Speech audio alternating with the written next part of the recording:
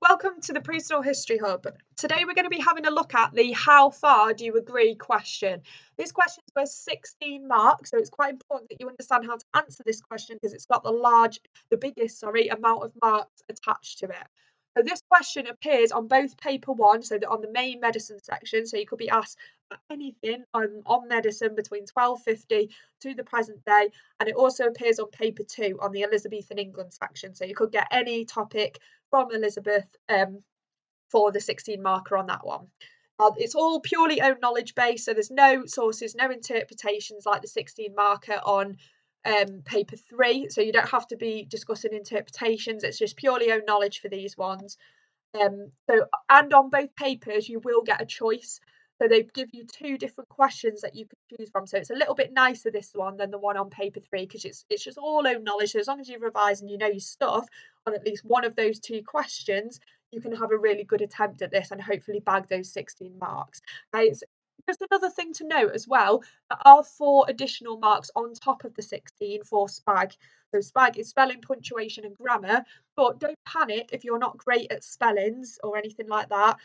It's not all 4 marks for spellings and your kind of wording of it and English. So if English is not your first language, for example, you won't get penalised too much for how you construct your sentences because it's all about how you use historical terminology as well. So as long as you're using the correct keywords and lots of them, you can get a good amount of those SPAG marks. And there's only 4 of them available for SPAG. So the 16 marks is purely for content, okay, which is what we're going to look through today. But let's have a good look at an example. The example I've chosen today is an Elizabethan England one because we've not done any of these videos on Elizabeth so far. But if you're in year 10 and you're applying this to a medicine question, you want to have a go at some medicine 16 markers at home, that's fine. You can apply the exact same method.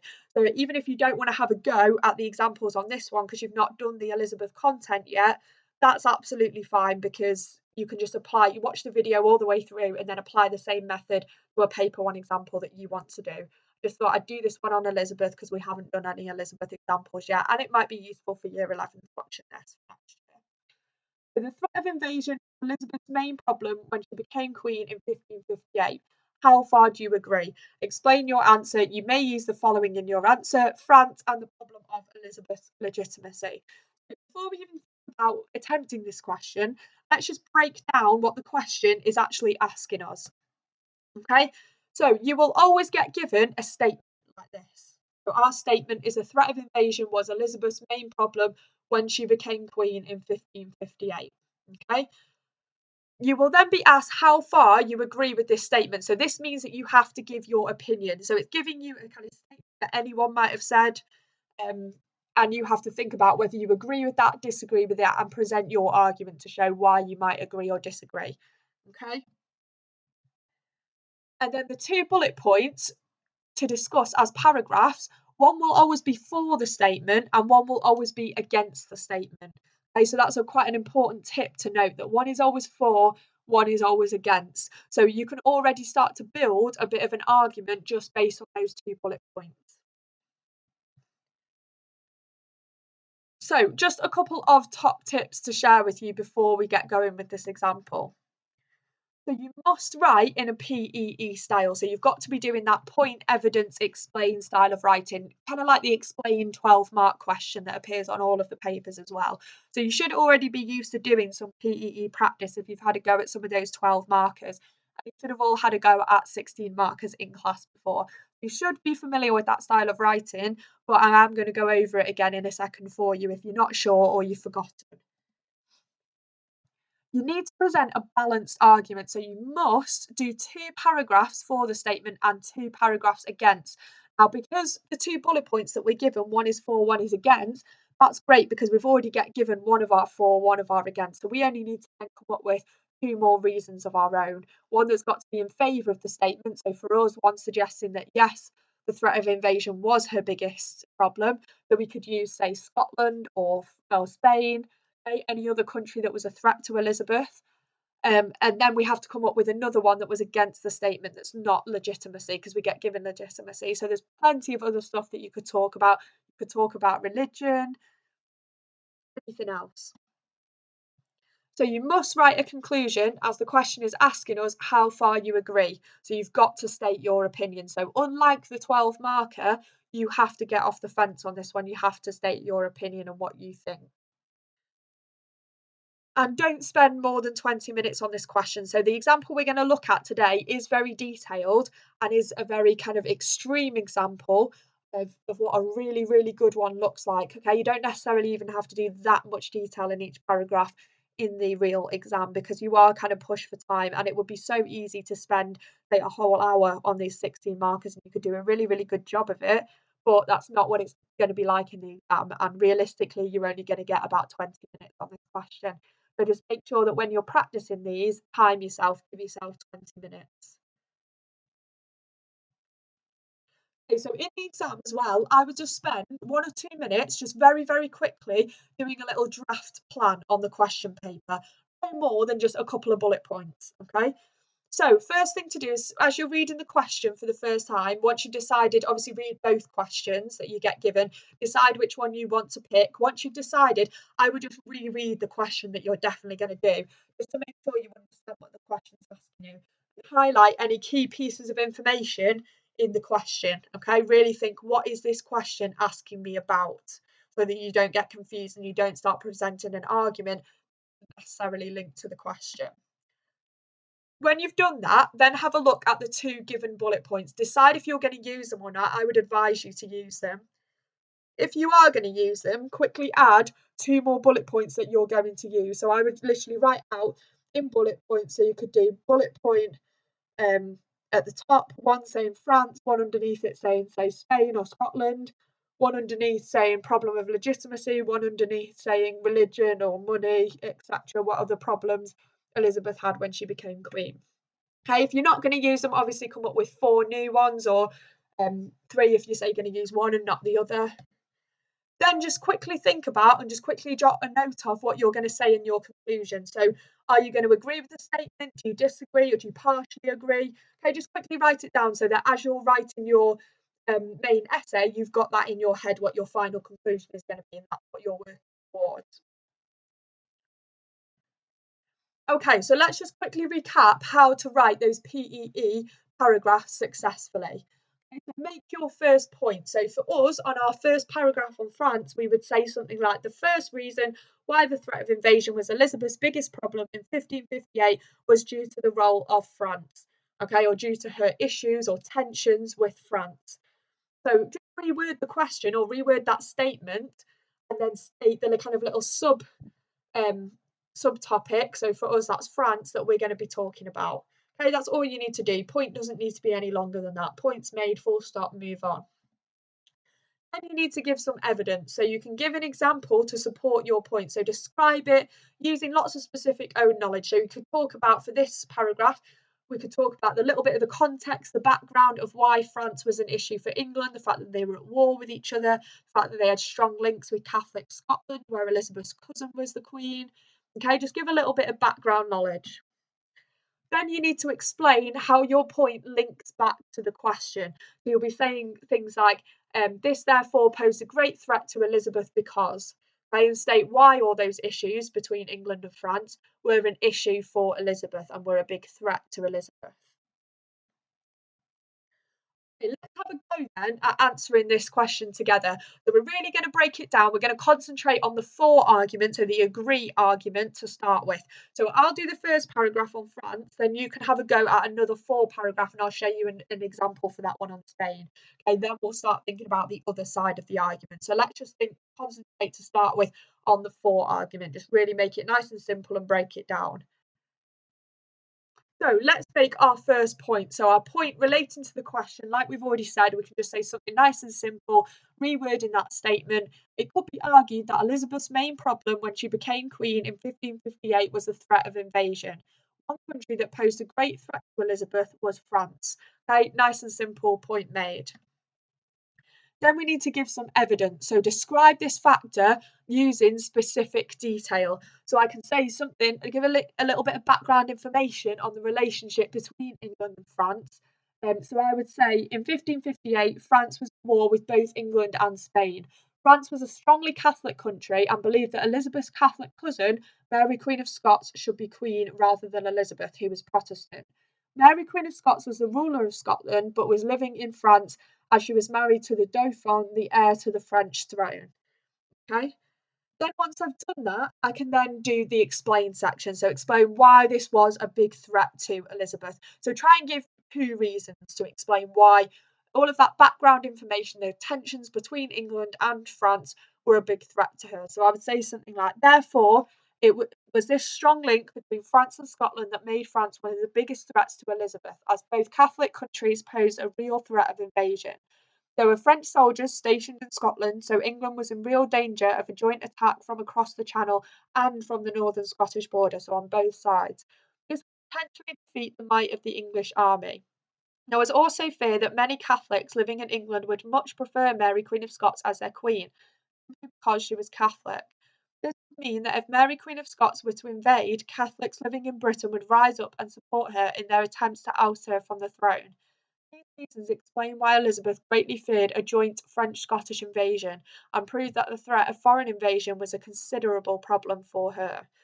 Okay, so there you go. It's broken down nice and easily for you. So making the point, giving some evidence, so some background information, some own knowledge, then explaining how my problem links to the question. Okay.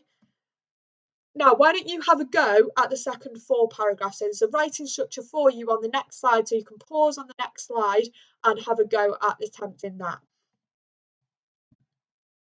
Okay, so here's your writing structure. So pause now, have a go at doing a paragraph on Spain.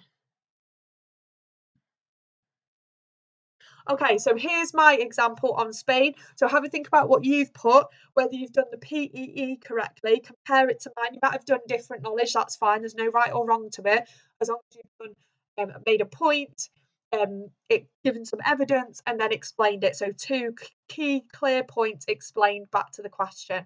So I've said, so green bit is my point. Another reason why the fear of foreign invasion was such a threat to Elizabeth was due to the threat posed by Spain. Then we go into the evidence now. So under the reign of Mary I, Spain had enjoyed support from England with their war with France. This was because Mary was married to the King of Spain, Philip II. However, when Elizabeth assumed the throne in 1559, she inherited a large amount of debt that had been run up by previous monarchs. Spain was also another Catholic country in Europe, while Elizabeth was Protestant. Okay, now the red bit is all of my explain sections. I've said this was a threat to Elizabeth because it meant that she simply could not continue to fight any wars for the foreseeable future, not least support a country that was Catholic with which she had no real ties. As a result, Elizabeth made peace with France just 3 months after coming to power. This proves how much of a problem she believed foreign enemies were. The peace was sealed in the Treaty of Chateau-Chambray, which saw the return of Calais to the French forever. This ended the years of fighting, for now, between the British, French, and English.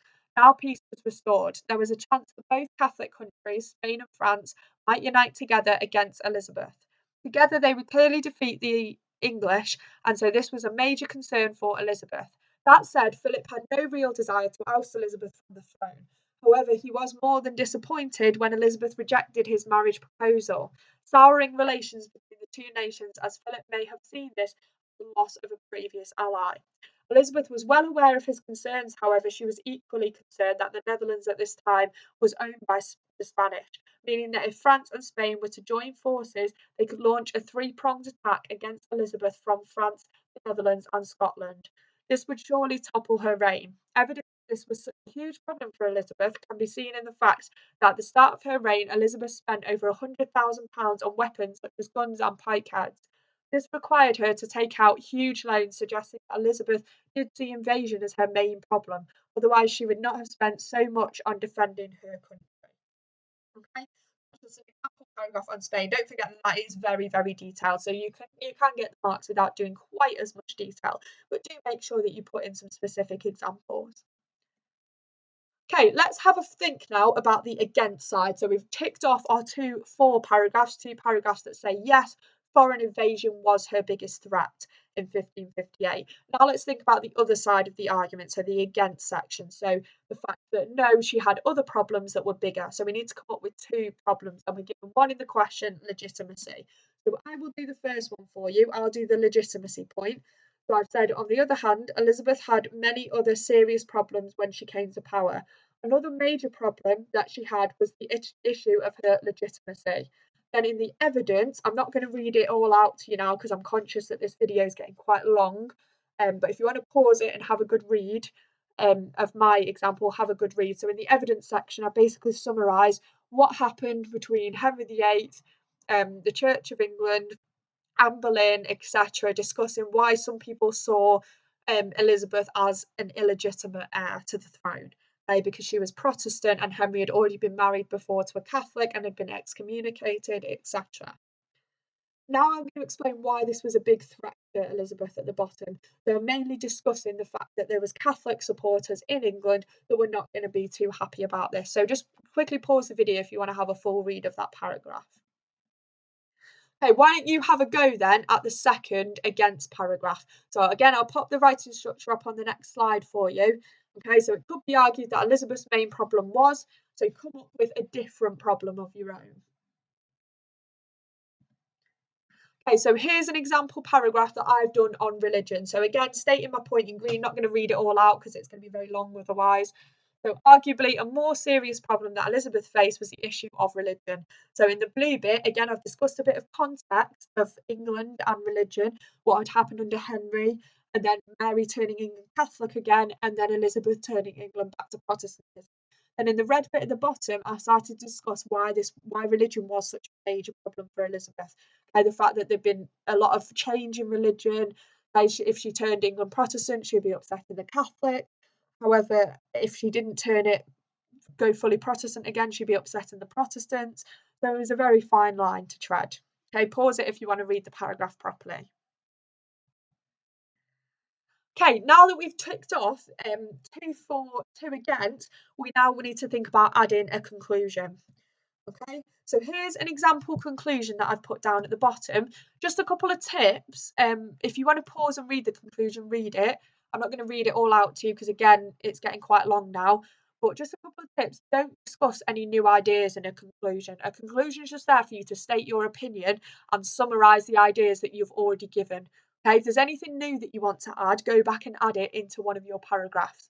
Now, you don't really want to be adding in new information within a conclusion because it's called a conclusion because you are concluding your essay and your argument. So it's fine as well. There's no right or wrong to these answers. So please don't think, oh, I'm going to get more marks if I agree. I'm going to get more marks if I disagree. Okay, think about your own genuine opinion. So you might fully agree, you might fully disagree, you might partially agree. Okay, that's fine. So I've opened mine with, in conclusion, I somewhat agree with the statement, as I believe that the threat of invasion was indeed a main problem for Elizabeth. I've said why that's the case, but because I'm only somewhat agreeing, I've got to show the other side as well. So I've also said, that said, I believe that the issue of religion was equally as troublesome. So I'm suggesting that, yes, I do agree that foreign invasion was a big problem for her, but I also do think that religion was a huge, huge problem for her. So if you wanted to discuss both sides of the argument, say which one you agree with. If you want to partially agree, that's fine. You don't necessarily have to fully agree or fully disagree, as long as you can back up your argument. So I will leave as well the full model answer here on this slide and on the next slide. So if you want to pause it just to read it all through to see how it all flows, that's fine. Pause it, print it if you want to, if you've got a printer at home, and have a good read through it. Okay, thank you. Don't forget to subscribe to the Pre-History Hub.